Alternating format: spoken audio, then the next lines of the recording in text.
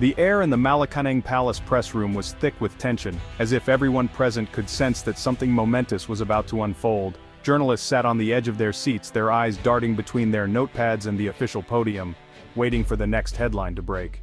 It was just past noon on September 10, 2025, a date that would soon be etched into the memories of many. The city outside bustled as usual, but inside time seemed to slow, every tick of the clock amplifying the anticipation in the room. Suddenly, a news alert flashed across television screens. Beijing's foreign ministry had issued a chilling warning. The Philippines is playing with fire. Those who abet Taiwan independence will eventually get burned. The words scrolled across the bottom of the screen, stark and unambiguous, sending a ripple of unease through the press corps. The message was clear: stay away from Taiwan or face the consequences. There was no room for misinterpretation, no diplomatic ambiguity to hide behind.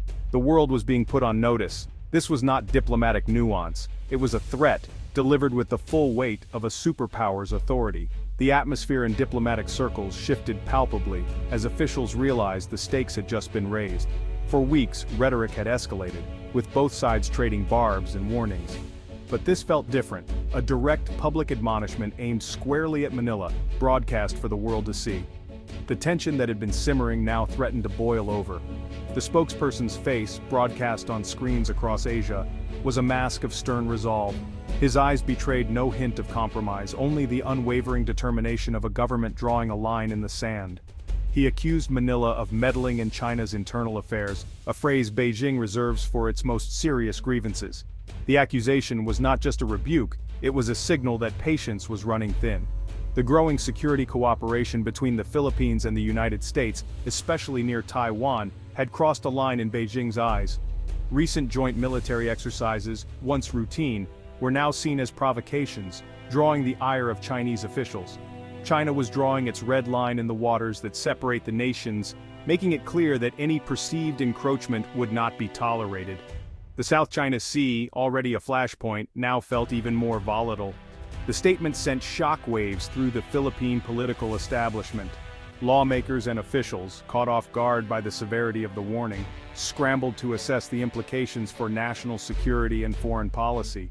Senators and congressmen hurriedly convened emergency meetings, their discussions urgent and animated. In the hallways, politicians gave impromptu interviews, their faces etched with concern as they tried to reassure a nervous public. The stock market dipped within the hour, investors reacting swiftly to the uncertainty. The financial world understood the gravity of the situation. Geopolitical tensions could have real, immediate consequences. On Manila's streets, the news spread like wildfire.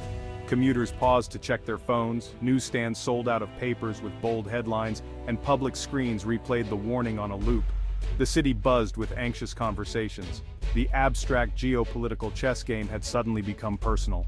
In homes and cafes, families and friends debated what the future might hold, their worries no longer distant or theoretical. The dragon had roared, and its voice echoed from the windswept Batan's Islands in the north, all the way to the bustling heart of Manila. The entire archipelago felt the weight of the moment, as if history itself was shifting. This was more than a war of words. It was a calculated move to isolate the Philippines and test its alliances. The world's eyes turned to Washington, Tokyo, and other capitals, waiting to see who would stand with Manila in this hour of uncertainty. Beijing was signaling it was watching every move, every handshake, every statement. The message was unmistakable. Nothing would go unnoticed, and every action would have consequences. The world was now watching to see how Manila would respond. In the coming days, every decision, every word would be scrutinized, not just by the region, but by a global audience, aware that the balance of power in Asia might be shifting before their eyes. The Philippines today finds itself at a critical crossroads, caught between two global giants, its long-standing treaty ally, the United States, and its powerful and ever-present neighbor, China, whose influence is felt in every corner of the region. The United States offers the Philippines security guarantees and military aid, a relationship cemented by the 1951 Mutual Defense Treaty, which promises support in times of conflict. On the other hand, China stands as an economic powerhouse, serving as the Philippines' largest trading partner and a crucial source of investment and jobs for millions of Filipinos. This delicate balancing act forces Manila to weigh its security interests with the U.S. against the undeniable economic realities and opportunities presented by China. Recently, a stern warning from Beijing over the issue of Taiwan has brought this already complex dilemma to a boiling point, raising the stakes for the entire region. The northernmost Philippine islands, such as Batanes, lie just a stone's throw from Taiwan, making them not only geographically significant, but also strategically vital in any potential conflict. As the Philippines strengthens its military ties with the U.S. through joint exercises and increased cooperation, Beijing views these moves as a direct challenge to its regional ambitions and influence. For millions of ordinary Filipinos, this escalating tension is a source of deep anxiety and uncertainty, as they worry about the future and the possibility of being drawn into a conflict between superpowers. No longer a peripheral player, the Philippines now finds itself on the front line of a great power struggle, its choices and actions carrying consequences not just for itself, but for the entire Asia-Pacific region. Look at a map. The Philippines forms a natural barrier between the Pacific and the South China Sea. Its northernmost province, Batanes, is separated from Taiwan by the Luzon Strait, a critical choke point. For China, control over this strait is paramount. It's a gateway for naval forces and submarines. In a Taiwan conflict, controlling the Luzon Strait would let China blockade Taiwan and cut off U.S. reinforcements. For the U.S. and its allies, keeping the strait open is non-negotiable. The northern Philippines offers the perfect location for sensors, missiles, and rapid response forces. Geography transforms the Philippines from bystander to pivotal player. The fate of the Luzon Strait and Taiwan rests on Manila's position. The U.S.-Philippine alliance has been revitalized in response to China's assertiveness. The Enhanced Defense Cooperation Agreement, EDCA, now grants the U.S. access to key Philippine bases, especially in the north. These sites are positioned to respond rapidly to a Taiwan crisis. For Manila, U.S. presence deters aggression and modernizes its military. For Beijing, these bases are seen as offensive platforms aimed at containing China. The Philippines is accused of becoming a forward operating base for the U.S. This perception is fueling the current tension. China's warning is a direct response to this strategic shift. From Beijing's perspective, the Philippines' recent pivot toward the United States is not just a diplomatic shift, it's a profound betrayal of what China calls Asian solutions for Asian problems. For years, China has promoted the idea that regional disputes should be settled by Asian countries themselves without interference from outside powers. This philosophy is rooted in a desire for regional autonomy and a belief that Asian nations share a unique cultural and historical bond.